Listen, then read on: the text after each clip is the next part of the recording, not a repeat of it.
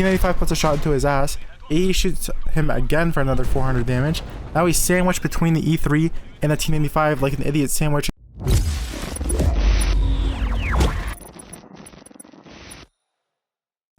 Hey nerds, so today we are taking a look at Mr. Tankmaster in the VIP clan. He is playing his 1-2-1 on Siegfried line, and he has some pretty nice matchmaking where there's only one enemy per team.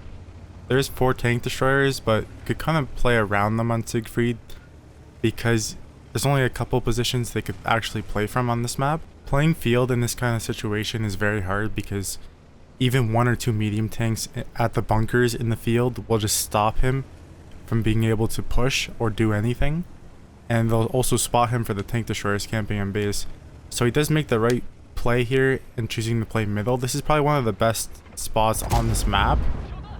As a spot I play in every type of tank because it's so good. But playing this road now that they opened it up is a lot better than it was before. So he's gonna play hold down here and start fighting this Hori. He takes a shot at the 257 crossing and misses, unfortunate.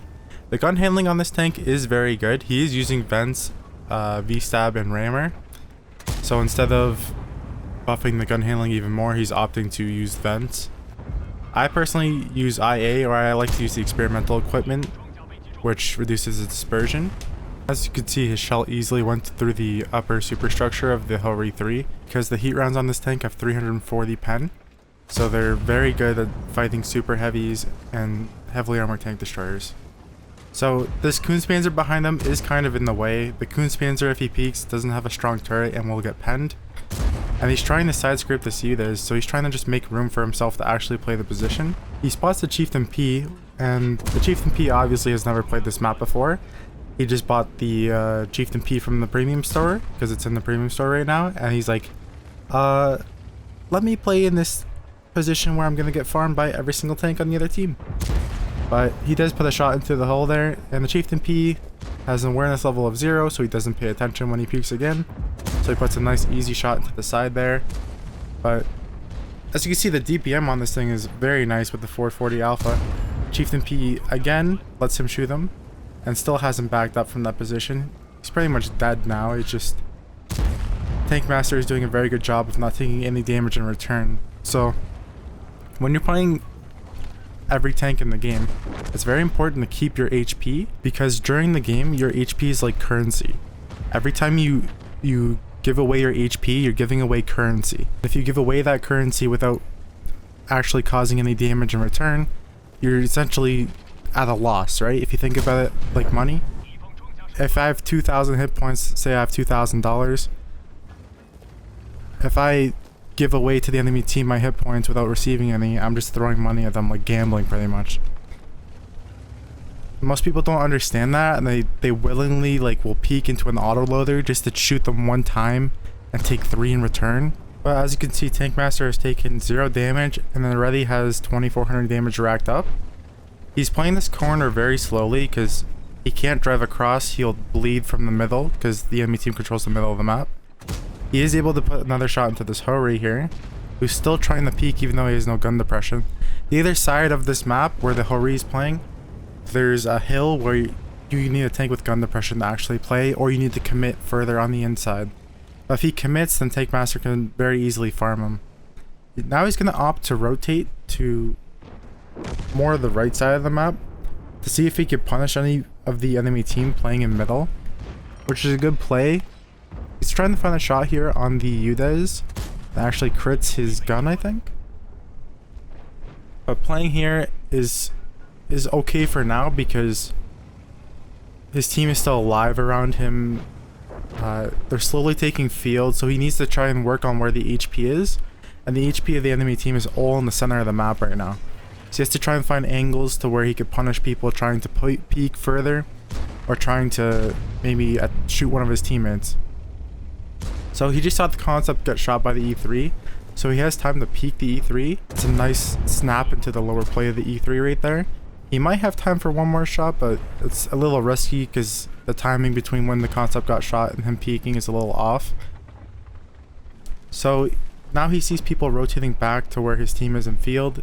He's going to rotate back to the field side to to try and either shoot them or reinforce that side. He has the ability to take the position he was already using, but he does come to the road here trying to look on side shots on them, trying to cross. Looking for a shot in the U. There's the T-57 heavy crosses, he puts a nice shot to the side of him there. Now this is a weird situation because his Kunstpanzer is now dying, and he needs to go try and punish this T-57 heavy without bleeding HP to him, because T-57 heavy, if he pencils a shell, is going to do around 1600 damage to him, because he's an auto-loader. So luckily here he's able to just peek the T-57, and the 121 has decent armor, decent hull armor and decent turret armor, so he's actually very comfortable in this situation. He's not really scared of the T-57, so he's being a little aggressive, trying to see if anyone else is coming for him. He does flop that shot there because the T-57 was going up and down, so it's a little hard to judge, but he still has lots of ammo left. He's shooting AP right now at the turret of a Rhino, which probably isn't the best move, but he had a shot, he had to take it. 257 is now pushing him. He's gonna switch to heat rounds, put one right into the upper plate there. The 257, when it comes to shooting one of them with a 121, is like shooting through butter, because the heat rounds on this thing are insane. So the 257 decides to push even further. He bounces one off the hull armor there. You saw him angle the hull armor and bait it. Now he's able to turn around here because he dealt with the 257 and start shooting these Rhinos. He snipes the Rhino's weak spot on top of the tank there, the little nub on top of the gun.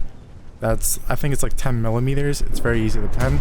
The Char peeks up for some reason trying to get a shot, and he puts one right into his turret. There is a Rhino there that would be very nice if he could kill him, and he does right through the track. The Char is now trying to run away. While he was preoccupied with killing the Rhino, the T-57 and the 257, his team has fallen in the middle of the map. The E3 and T-95 have cleaned up the majority of his heavy tanks. His IS-4 is very close to dying from the Foch. He needs to kill this Char quickly and reposition before the enemy can get closer to him, so he has time to actually relocate. His E5 is in the enemy base trying to cap for some reason instead of coming to help. He has a grill and a Peugeot 66 behind him, so he's going to try and look for shots here on people cleaning up his teammates, but he realizes that now he doesn't really have time, it's too late. He's going to rotate back to where he was playing. There is a T-95 and an E3 coming, which are both very hard to deal with in a one-on-one situation, let alone a 1v2 situation. But he's going to try and play this corner here and put shots into the E3 as he comes around. When you have a turretless tank destroyer, lots of people just run away and let them come around the corner. You want to hold the angle on the corner like this, and then as soon as they peek, you put a shot into the lower plate. Luckily the E3 has enough like cover there to actually not be able to take a hit. But now this is a tricky situation. A is pushing behind him. There's the E3 in front of him. T95 is also holding W. The AE puts a shot into him. E3 is moving up. T95 is moving up. He tries to put a shot into the E3. The E3 bounces and he crits his gun. T95 puts a shot into his ass. AE shoots him again for another 400 damage. Now he's sandwiched between the E3 and the T95 like an idiot sandwich, like Gordon Ramsay. And now he actually backs up, gets behind the T95. His teammates are still alive to the right there, so they actually have a crossfire on the TDs now. The E3 and T95 just forgot that he was there because their attention span is like a dog with a squirrel. The E3 is trying to turn. He's a pen this shot. Beautiful. He actually managed to kill him, and his gun didn't troll him with a low roll. Now the T95 is an easy cleanup here. Nice shot into the side there. But now let's take a look at his ammo. So he just survived that whole situation. He's on 9,000 damage. He has 2 heat rounds left and 2 HE rounds left. And there's a Foch and then Yuda's alive. So this is a very tricky situation still because they have the advantage because they have camo and bushes and ridges they could play on. And his tank has no HP left, has no ammo left, and is a one-shot for them. So he's going to try and rotate with the strip here. This is probably the best play to see if he could peek over this ridge and try and spot them, because they might be peeking towards the city side. So if he spots them in the back, that's good, and his team knows where they are. He does have an RD, which is good, so he could just play the spotting and already finish the game kind of gameplay, you know, where the RD just takes a minute, misses, you spot him again, your RD misses again, you end up losing the game, you know, casual RD gameplay. But the Striv is also next to him on full HP, so it's very good. His grill's rotating to the 0 line, which is great. It's amazing that the grill had the awareness to recognize that he could try and trap the enemy team like that. If the Udas were to get out and split the map again, then it'd be a lot harder to win. So the Foch is an autoloader. I think it has 3 or 4 rounds in it, but I think it's 4. Yeah, 4 rounds. So even if he does get a shot into the Foch, he needs to somehow survive the next 3 rounds coming at him. The Striv is going to peek the ridge here. He's going to play in this dip here where there's some camo.